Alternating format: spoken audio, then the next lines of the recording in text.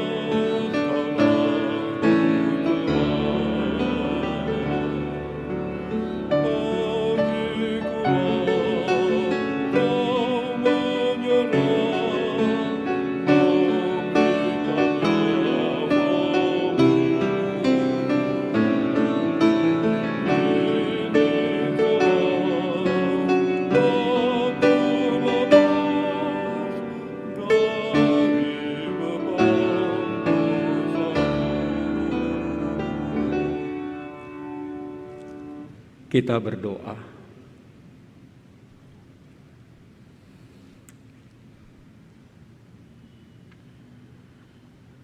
Hari ini bukan hari biasa, ya Tuhan. Hari di mana kami boleh menyebutnya Jumat Agung.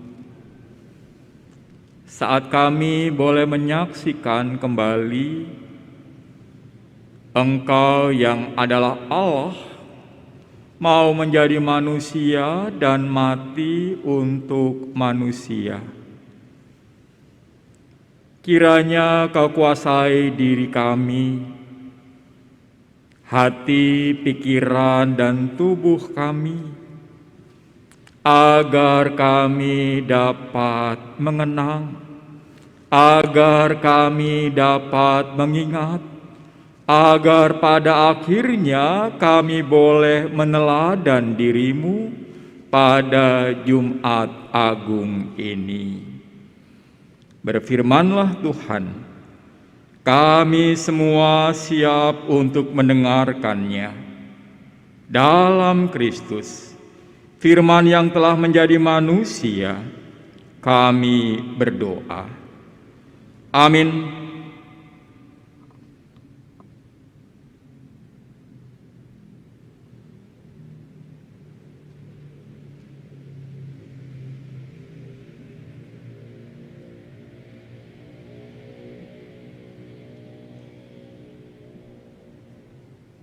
Bacaan pertama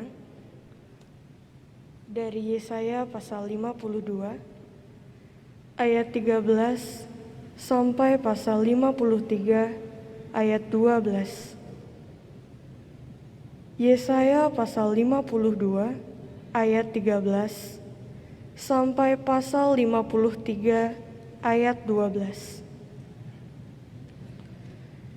Sesungguhnya hamba-Ku akan berhasil, ia akan ditinggikan, disanjung dan dimuliakan.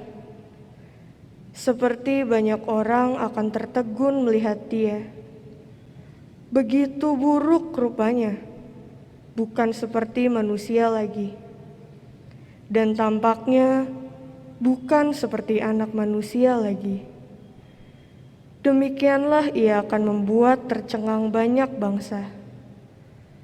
Raja-raja akan mengatupkan mulutnya melihat dia. Sebab apa yang tidak diceritakan kepada mereka akan mereka lihat. Dan apa yang tidak mereka dengar akan mereka pahami. Siapakah yang percaya kepada berita yang kami dengar? Dan kepada siapakah tangan kekuasaan Tuhan dinyatakan? Sebagai taruk, ia tumbuh di hadapan Tuhan, dan sebagai tunas dari tanah kering. Ia tidak tampan, dan semaraknya pun tidak ada, sehingga kita memandang dia. Dan rupa pun tidak, sehingga kita menginginkannya.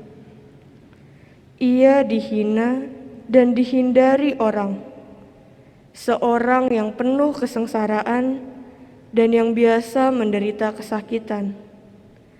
Ia sangat dihina, sehingga orang menutup mukanya terhadap dia. Dan bagi kita pun, dia tidak masuk dalam hitungan. Tetapi sesungguhnya, penyakit kitalah yang ditanggungnya, dan kesengsaraan kita yang dipikulnya.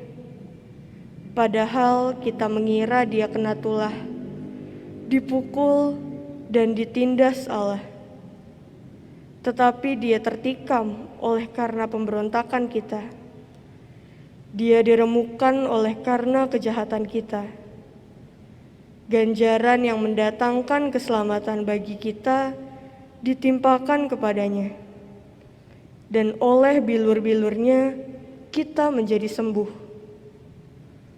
Kita sekalian sesat seperti domba. Masing-masing kita mengambil jalannya sendiri. Tetapi Tuhan telah menimpakan kepadanya kejahatan kita sekalian.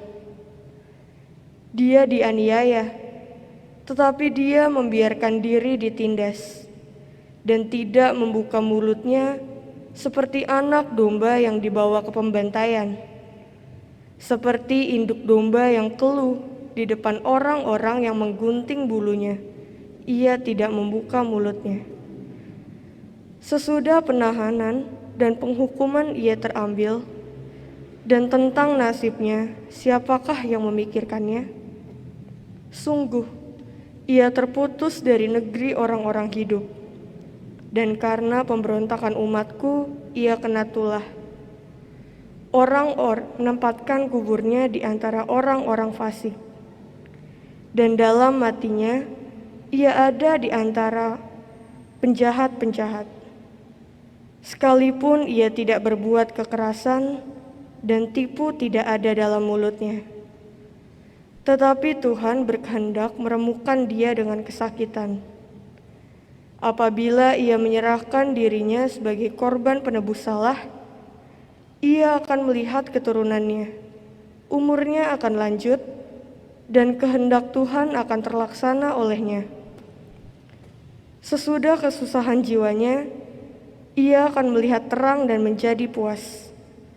Dan hambaku itu, sebagai orang yang benar, akan membenarkan banyak orang oleh hikmatnya, dan kejahatan mereka dia pikul.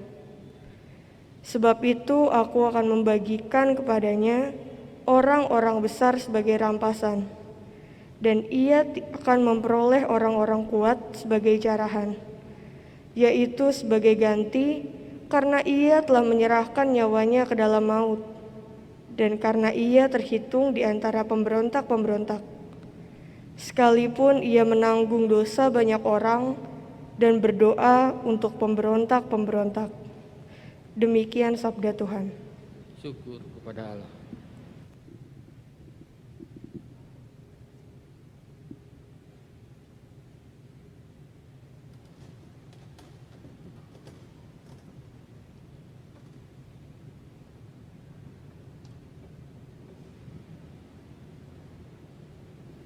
Mari kita bermazmur.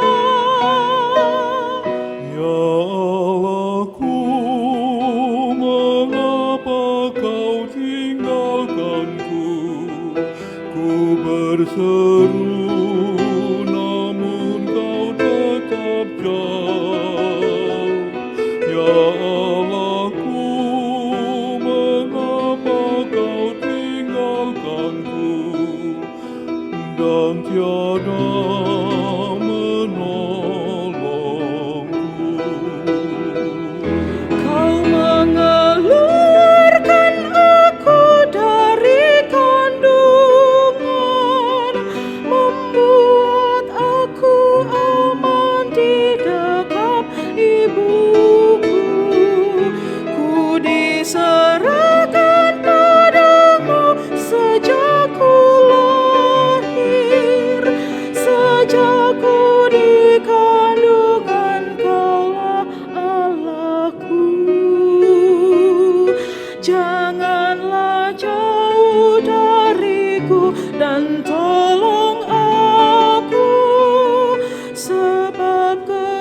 kesusahan telah mendekatiku. Banyaklah banting-banting besan mengepungku, bagaikan singa yang siap menerkamku. Ya Allahku, mengapa kau tinggalkanku? Ku berseru, namun kau tetap jauh. Ya Allahku, mengapa kau tinggalkanku dan tiada menolongku? Oh, seperti air diriku pun tercurah, segala tulangku lepas dari sendinya.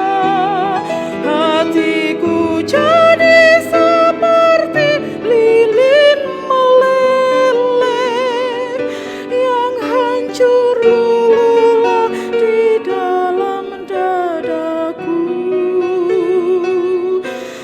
Kekuatanku jadi kering bagai beling, lidahku lekat di langit, langit mulutku, dan dalam debu maut kau letakkan aku.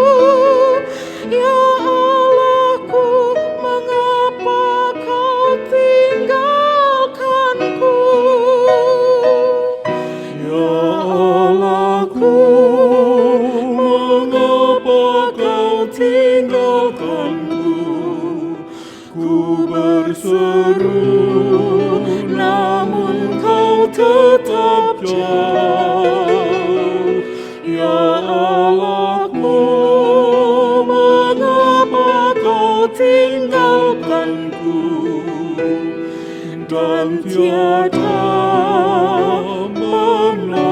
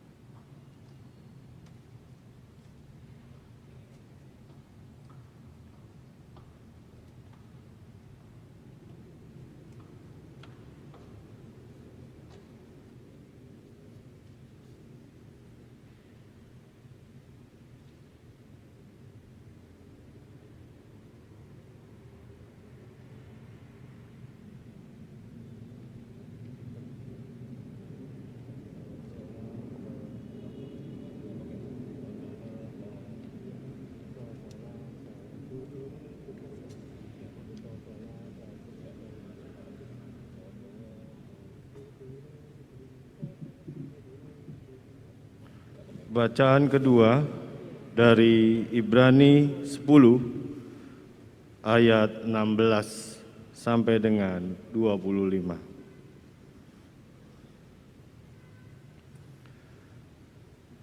Sebab setelah ia berfirman, inilah perjanjian yang akan kuadakan dengan mereka sesudah waktu itu. Ia berfirman pula, Aku akan menaruh hukumku di dalam hati mereka dan menuliskannya dalam akal budi mereka. Dan aku tidak lagi mengingat dosa-dosa dan kesalahan mereka. Jadi apabila untuk semuanya itu ada pengampunan, tidak perlu lagi dipersembahkan korban karena dosa. Jadi saudara-saudara, oleh darah Yesus kita sekarang penuh keberanian dapat masuk ke dalam tempat kudus, karena Ia telah membuka jalan yang baru dan yang hidup bagi kita melalui tabir, yaitu dirinya sendiri. Dan kita mempunyai seorang imam besar sebagai kepala rumah Allah. Karena itu marilah kita menghadap Allah dengan hati yang tulus ikhlas dan keyakinan iman yang teguh. Oleh karena hati kita telah dibersihkan dari hati nurani yang jahat, dan tubuh kita telah dibasuh dengan air yang murni, marilah kita teguh berpegang pada pengakuan tentang pengharapan kita, sebab Ia yang menjanjikannya setia. Dan marilah kita saling memperhatikan supaya kita saling mendorong dalam kasih dan dalam pekerjaan baik. Janganlah kita menjauhkan diri dari pertemuan-pertemuan ibadah kita seperti yang dibiasakan oleh beberapa orang, tetapi marilah kita saling menasihati dan semakin giat melakukan menjelang hari Tuhan yang mendekat. Demikianlah sabda Tuhan. Syukur kepada Allah.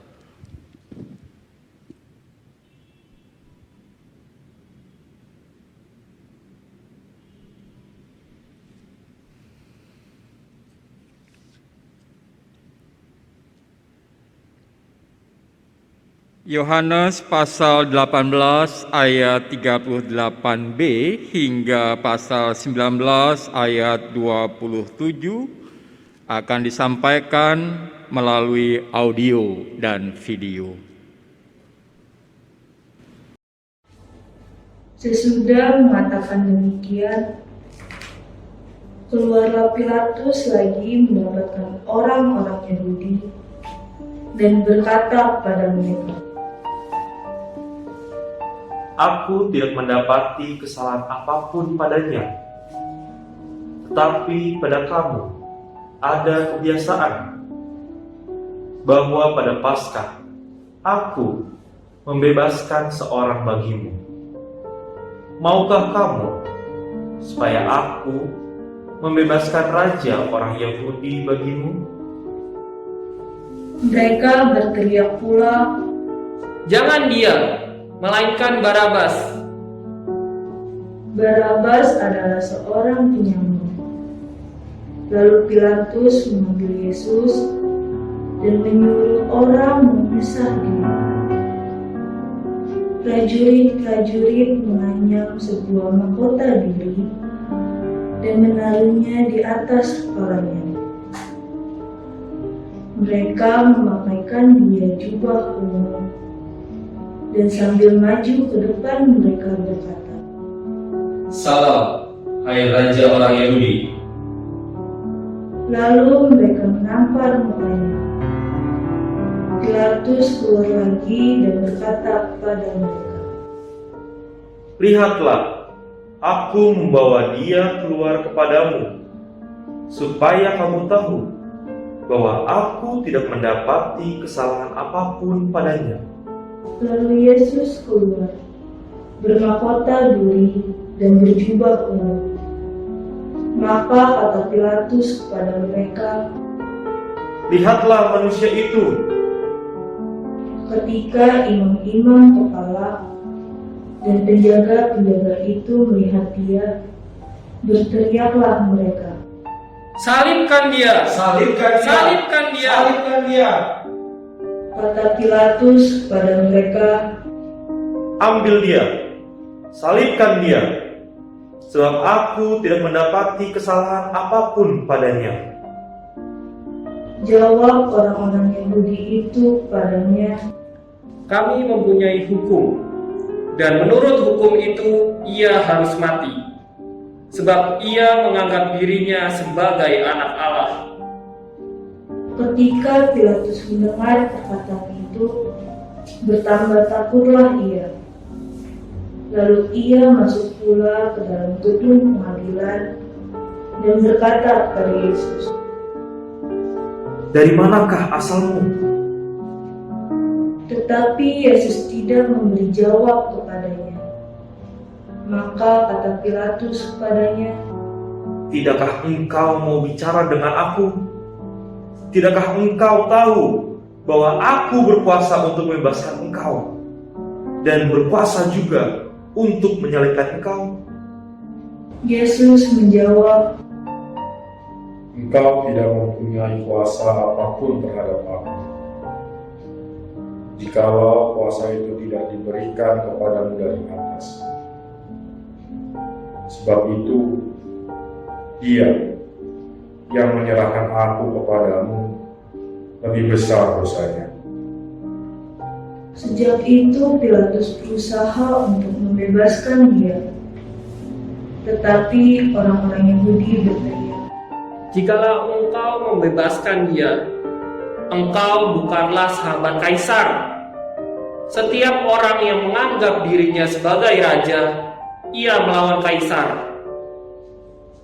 Ketika Pilatus mendengar perkataan itu, ia menyuruh membawa Yesus keluar dan ia duduk di kursi pengadilan di tempat yang bernama Lithos, dalam bahasa Ibrani Gabata. Hari itu ialah hari persiapan Paskah, kira-kira jam 12. Kata Pilatus kepada orang-orang Yahudi, Inilah rajamu. maka berteriaklah mereka, Nyahkan dia. Nyahkan dia! Nyahkan dia. Salibkan dia! Salibkan dia. Kata Pilatus kepada mereka, Haruskah aku menyalibkan rajamu? jawab imam-imam kepala, Kami tidak mempunyai raja selain daripada Kaisar. Akhirnya Pilatus menyerahkan Yesus kepada mereka untuk disalibkan. Mereka menerima Yesus. Sambil memikul salibnya, ia pergi keluar ke tempat yang bernama tempat tengkorak, dalam bahasa Ibrani Golgota. Dan di situ ia disalibkan mereka, dan bersama-sama dengan dia disalibkan juga dua orang lain, sebelah menyebelah, Yesus di tengah-tengah. Dan Pilatus menyuruh memasang juga tulisan di atas kayu salib itu, bunyinya, Yesus orang Nazaret, Raja orang Yahudi. Banyak orang Yahudi yang membaca tulisan itu, sebab tempat di mana Yesus disalibkan letaknya dekat kota, dan kata-kata itu tertulis dalam bahasa Ibrani, bahasa Latin, dan bahasa Yunani. Maka kata imam-imam kepala orang Yahudi pada Pilatus, Jangan engkau menulis raja orang Yahudi, tetapi bahwa ia mengatakan, Aku adalah raja orang Yahudi. Jawab Pilatus, Apa yang kutulis tetap tertulis. sesudah prajurit-prajurit itu menyalibkan Yesus, mereka mengambil pakaiannya, lalu membaginya menjadi 4 bagian. Untuk tiap-tiap prajurit 1 bagian, dan jubahnya juga mereka ambil. Jubah itu tidak berjahit, dari atas ke bawah hanya 1 tenunan saja.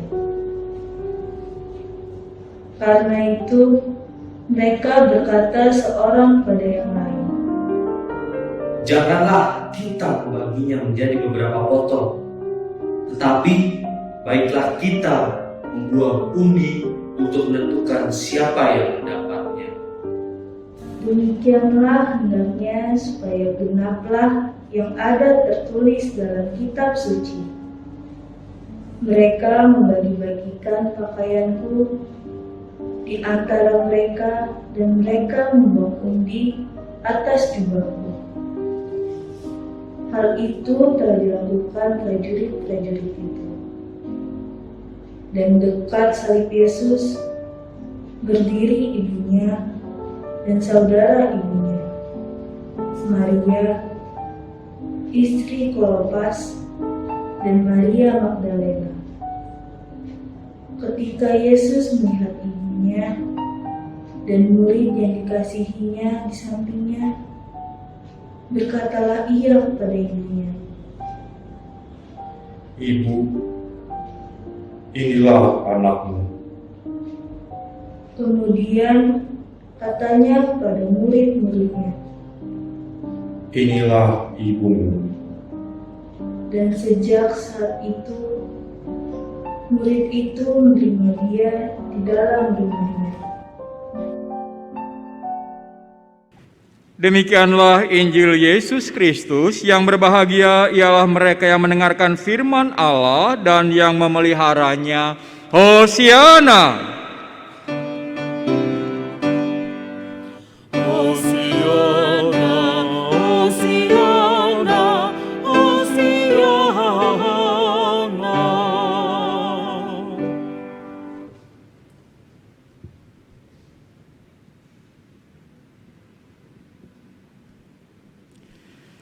Lihatlah manusia itu.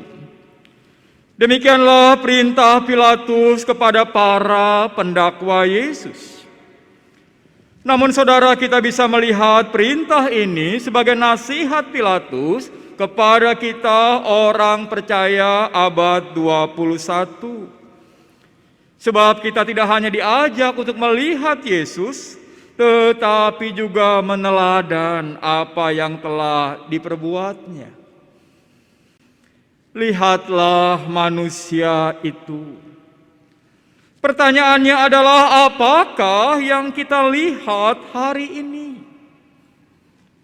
Yesaya dalam nubuatnya menyatakan, begitu buruk rupanya, bukan seperti manusia lagi, dan tampaknya bukan seperti anak manusia lagi. Dalam Alkitab bahasa Indonesia masa kini tertera, rupanya dirusak sehingga tidak seperti manusia lagi. Saudara, dirusak itu bukan kecelakaan, tetapi kesengajaan. Dimulai dari Taman Getsemani, Yesus ditangkap. Sekali lagi ini kesengajaan, sengaja ditangkap dan bukan kecelakaan. Yudas dengan pasukan prajurit dan penjaga-penjaga bait Allah yang disuruh imam-imam kepala dan orang Farisi menangkapnya. Ini kejadian yang dirancangkan. Ini kejahatan berencana.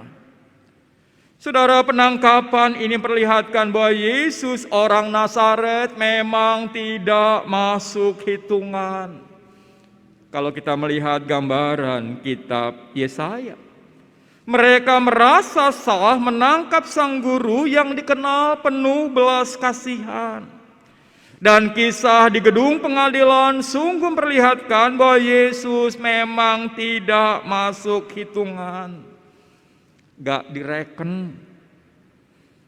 Kepada orang banyak itu Pilatus berkata, aku tidak mendapati kesalahan apapun padanya. Tetapi pada kamu ada kebiasaan bahwa pada Paskah aku membebaskan seorang bagimu. Maukah kamu supaya aku membebaskan raja orang Yahudi bagimu? Pilatus sadar Yesus tidak bersalah dan dia ingin membebaskan Yesus, tetapi tidak berani membebaskannya. Dia tidak berani mengambil risiko. Bahkan untuk membebaskan Yesus, raja orang Yahudi itu, Pilatus merasa perlu persetujuan orang banyak.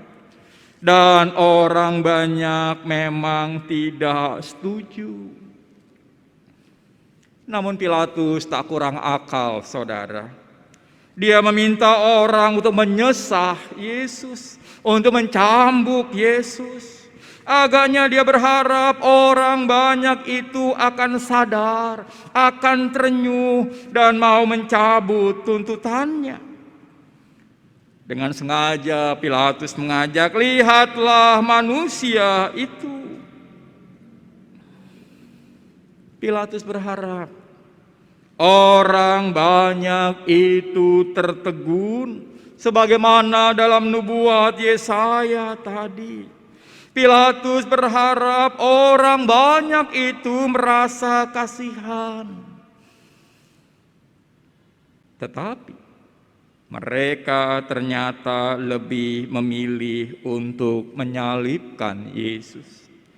Dan Pilatus sang hakim tak berdaya di hadapan massa. Dia tidak menjatuhkan vonis, tapi dia menggugu orang banyak itu. Dan akhirnya Pilatus menyerahkan Yesus kepada mereka untuk disalibkan. Lihatlah manusia itu. Secara fisik orang yang disalib menderita. Mustahil ada orang tetap hidup setelah menanggung hukuman salib, karena tujuan penyaliban adalah kematian. Yesus menderita. Secara jasmani dia menderita. Dia manusia sama dengan saudara dan saya. Dan darahlah yang tersembur keluar ketika paku menghunjam tangan dan kakinya. Secara fisik Yesus menderita. Namun yang lebih membuat dia menderita pada hemat saya adalah kenyataan dia menjadi barang tontonan. Dia menjadi pajangan. Penderitaan di atas kayu salib itu sengaja dipertontonkan penguasa Romawi. Inilah kejahatan yang sejahat-jahatnya. Orang diberi kesempatan untuk melihat dan menikmati penderitaan orang lain. Ini mental penjajah. Senang melihat orang lain susah, susah melihat orang lain senang. Inilah kejahatan sejahat-jahatnya. Penderitaan itu dijadikan komoditas. Penderitaan itu dijadikan tontonan. Yesaya menyatakan hamba Tuhan itu yang diyakini para murid sebagai nubuat tentang Yesus Tuhan kita, dikatakan di sana sangat dihina, sehingga orang menutup mukanya terhadap dia, dan bagi kita pun dia tidak masuk hitungan. Hukuman salib memperlihatkan bahwa Yesus memang tidak masuk hitungan. Perhatikan seruan pemazmur yang kembali dinyatakan oleh Yesus orang Nazaret. Allahku, Allahku, mengapa engkau meninggalkan aku? Bapa pun tidak memperhitungkannya. Ini misteri. Sejak malam pengkhianatan itu, Yesus sendirian. Semua murid tercerai-berai. Ada murid yang mencoba menemaninya hingga di rumah imam besar, malah menyangkalnya. Yesus sendirian, tanpa pembela atau pengacara. Dan di salib itu dia pun merasa ditinggalkan Bapaknya. Saudara, Yesus ditinggalkan Bapaknya. Sekali lagi, ini misteri. Tetapi misteri semacam ini pada hemat saya merupakan penghiburan kita semua. Kalau saudara dan saya merasa ditinggalkan, lihatlah manusia itu. Yesus pernah merasakannya. hukuman salib yang dijatuhkan jelas perlihatkan bahwa Yesus sekali lagi tidak masuk hitungan, sehingga orang boleh memperlakukan dirinya sekehendak hatinya. Dan itulah yang terjadi di Golgota, di Bukit Tengkorak. Dia disalibkan bersama dengan 2 orang penjahat. Artinya Yesus sama dengan para penjahat itu. Memang ada catatan yang dibuat Pilatus. Yesus orang Nazaret, raja orang Yahudi. Tetapi kita tahu dia adalah raja tanpa rakyat karena rakyat telah menolaknya.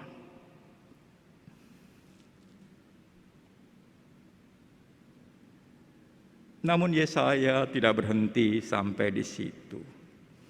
Dia juga menyatakan, tetapi sesungguhnya penyakit kitalah yang ditanggungnya, dan kesengsaraan kita yang dipikulnya. Padahal kita mengira dia kena tulah, dipukul dan ditindas Allah. Saudara, di salib itu bahkan para prajurit berusaha mengambil keuntungan dengan membuang undi atas jubahnya. Di salib itu Yesus telanjang. Saudara, pakaian adalah identitas manusia. Pakaian menjadikan manusia bermartabat. Hewan tidak pernah menggunakan pakaian. Hanya manusialah yang menggunakan pakaian. Dan karya Allah pertama ketika manusia jatuh ke dalam dosa adalah membuat pakaian untuk Adam dan Hawa. Dan pakaian itu pun ditanggalkan darinya, diundi, diambil, dan tidak diserahkan sebagai barang kenang-kenangan bagi keluarga. Tapi sekali lagi saudara, inilah penghiburan kita. Sesungguhnya penyakit kitalah yang ditanggungnya. Saudara, penyelamatan terjadi bukan karena upaya Israel, tapi karena ada seseorang yang sengaja dikorbankan untuk memikul segenap kesalahan umat Israel di masa lampau. Dalam diri hamba Tuhan yang menderita, itulah penyelamatan Allah dinyatakan. Hamba Tuhan itu taat, menanggung derita agar bangsa Israel selamat. Dan itulah kesaksian penulis Ibrani. Dan sekalipun ia adalah anak, ia telah belajar menjadi taat dari apa yang telah dideritanya. Lihatlah manusia itu, dia taat. Yesus, sang kambing hitam, menanggung kesalahan orang lain agar saudara dan saya selamat. Mengeluhkah Yesus? Kita harus berkata jujur, tidak. Yesus tidak pernah melarikan diri dari penangkapan. Dia ditangkap bukan dalam kapasitas sebagai buron. Dia menyerahkan dirinya untuk ditangkap. Dia juga tidak merasa perlu membela dirinya. Dialah sosok manusia sejati, manusia merdeka. Kemerdekaannya tampak ketika dia taat menjalani kehendak Bapanya. Dia tidak minta dikasihani, bahkan dia mengasihi orang lain. Itu yang terjadi, saudara. Meski dibelenggu, Yesus mengasihi dan masih memikirkan orang lain. Kepada muridnya dia berkata, "Inilah ibumu." Kepada ibunya dia berkata, "Ibu, inilah anakmu." Di salib itu sang guru memperlihatkan sebuah tanggung jawab yang harus dilakukan para murid. Di salib itu Yesus memikirkan orang lain. Hanya orang merdekalah yang sanggup berbuat bagi orang lain. Orang yang merasa dijajah oleh apapun tak akan pernah mampu memikirkan orang lain. Dia hanya sibuk memikirkan dirinya sendiri. Jika susah, biasanya dia merasa sebagai orang yang paling susah sedunia. Padahal dia belum pernah keliling dunia. Saudara, kemerdekaan tidak ditentukan oleh situasi dan kondisi di luar kita. Dalam keadaan sengsara pun Yesus masih berpikir, bersikap, bertindak sebagai manusia merdeka. Lihatlah manusia itu. Dia taat sampai mati. Dan dalam penderitaannya, dia memikirkan orang lain.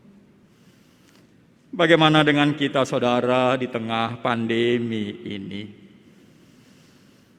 Tahun lalu saya juga yang diberi kesempatan majelis memimpin ibadah Jumat Agung. Dan saya bersyukur untuk itu.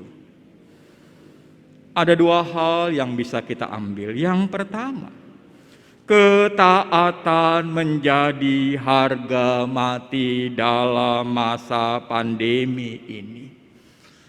Vaksin bukan panasea. Vaksin bukan segala-galanya. Mari kita tetap taat. Pakai masker, cuci tangan, hindari kerumunan. Ketaatan adalah harga mati.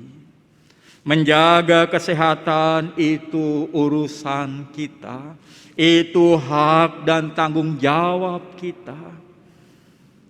Perkara sakit atau kematian itu urusan Allah. Bagian saudara dan saya adalah tetap taat.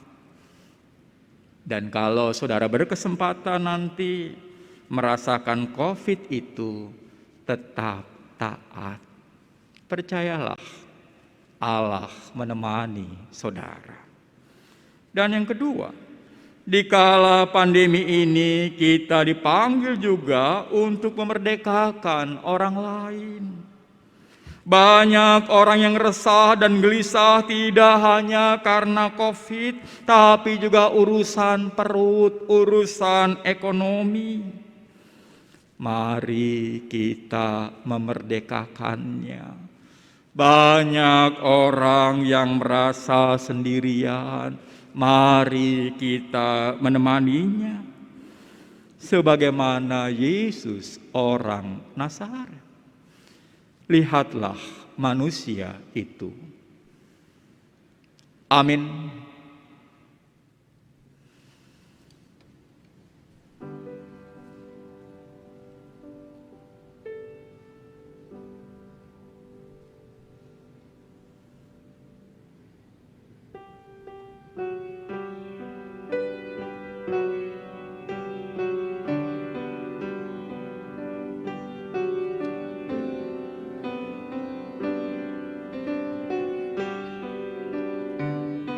Terpanjang salib di bukit Gersam, pertanda siksa dan maut kejam.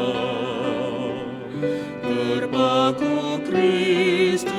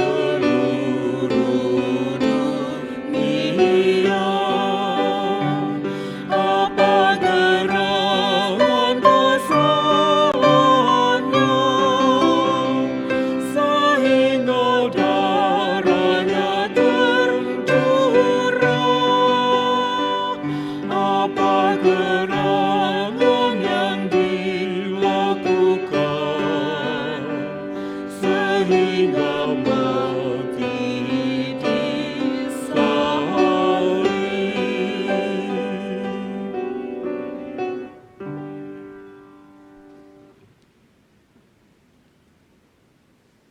Jemaat dimohon bangkit berdiri. Marilah kita mengikrarkan kembali iman percaya kita kepada Tuhan dengan bersama-sama mengucapkan pengakuan iman rasuli. Demikian. Aku percaya kepada Allah, Bapa yang Maha Kuasa, Khalik langit dan bumi, dan kepada Yesus Kristus, Anak-Nya yang tunggal, Tuhan kita, yang dikandung daripada Roh Kudus, lahir dari anak darah Maria, yang menderita di bawah pemerintahan Pontius Pilatus, disalibkan, mati dan dikuburkan, turun ke dalam kerajaan maut. Pada hari yang ketiga, bangkit pula dari antara orang mati, naik ke sorga, duduk di sebelah kanan Allah, Bapa yang Maha Kuasa, dan akan datang dari sana untuk menghakimi orang yang hidup dan yang mati.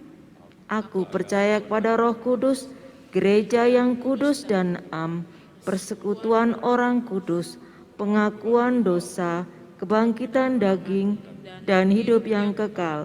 Amin.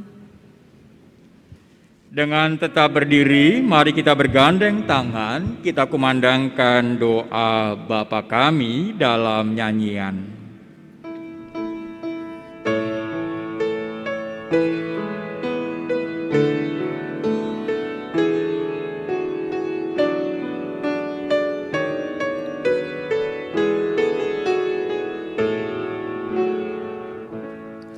Bapa kami yang di surga, dikuduskanlah namamu, datanglah kerajaanmu, jadilah kehendakmu di bumi seperti di surga, seperti di surga jadilah. Berikanlah pada hari ini makanan kami yang secukupnya. Ampunkan kesalahan kami seperti kami harus mengampuni, dan jangan bawa kami ke dalam pencobaan, lepaskan kami dari yang jahat, karena Engkau yang mempunyai kerajaan dan kuasa dan kemuliaan sampai selamanya.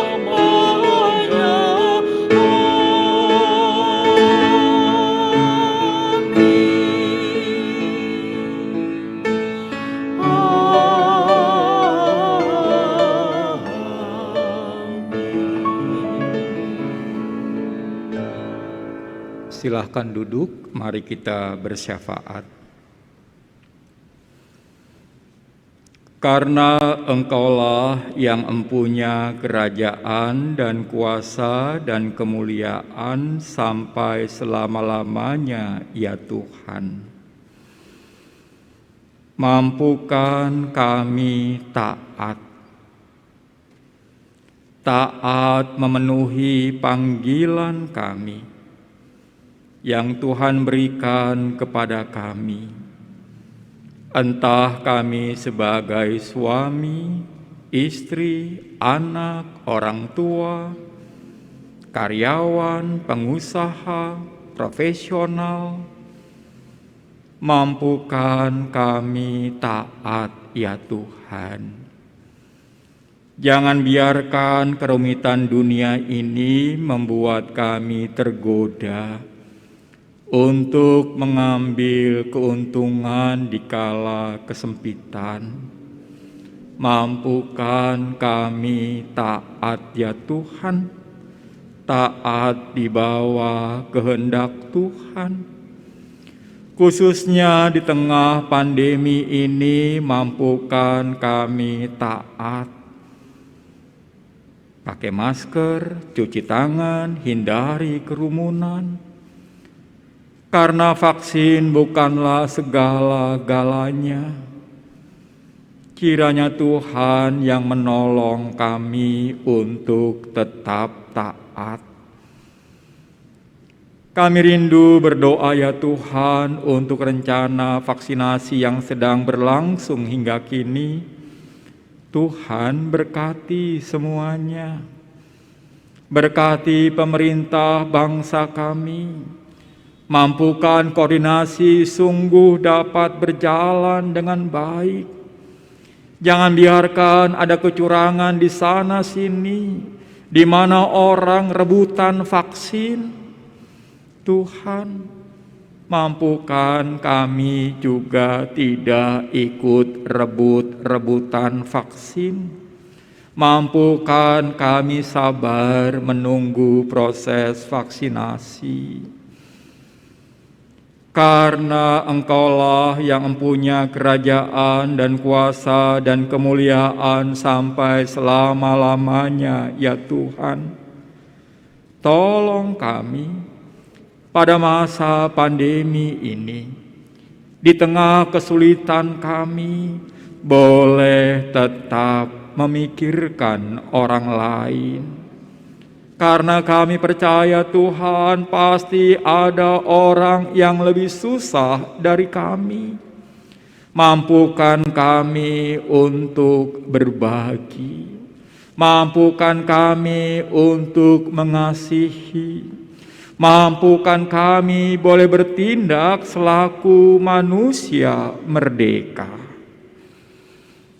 Karena Engkaulah yang mempunyai kerajaan dan kuasa dan kemuliaan sampai selama-lamanya ya Tuhan.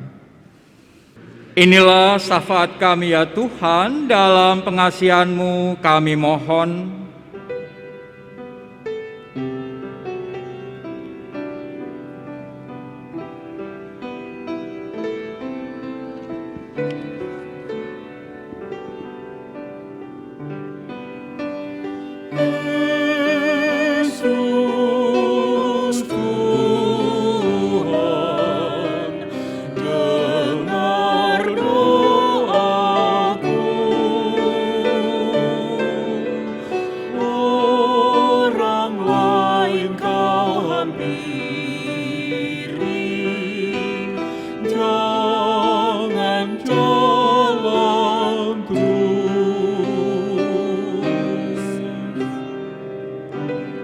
Amin.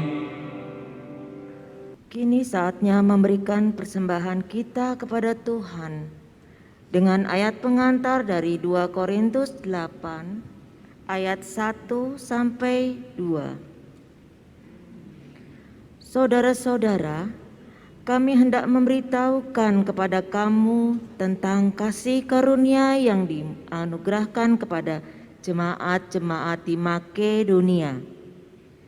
Selagi dicobai dengan berat dalam berbagai penderitaan, sukacita mereka meluap, dan meskipun mereka sangat miskin, namun mereka kaya dalam kemurahan.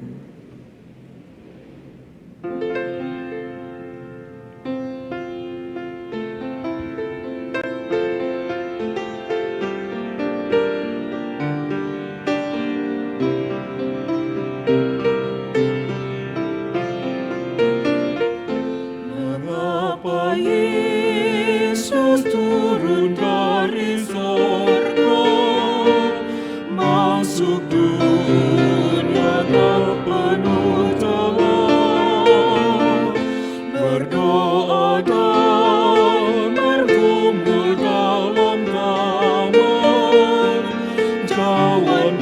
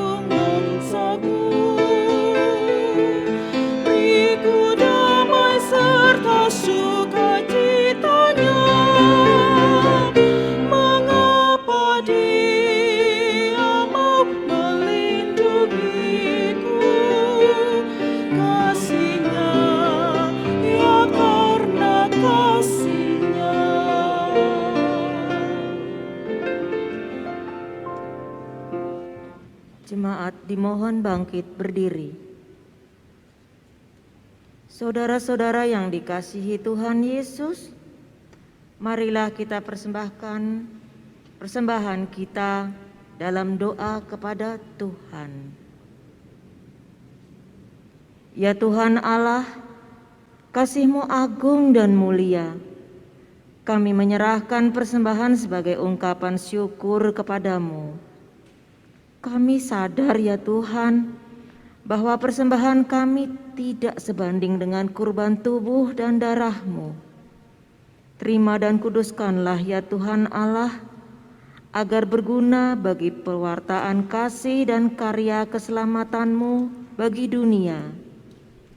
Demi Kristus, Juru Selamat, kami berdoa. Amin.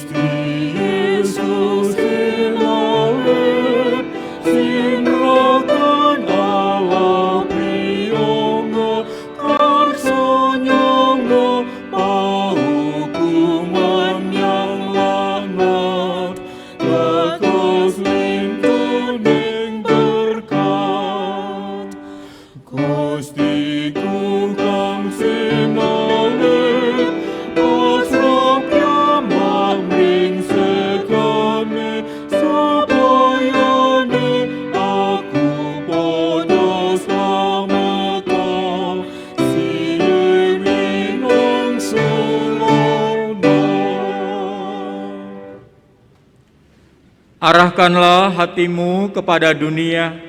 Kami mengarahkan hati kepada dunia. Teladanilah ketaatan Yesus dalam menjalankan misinya hingga akhir.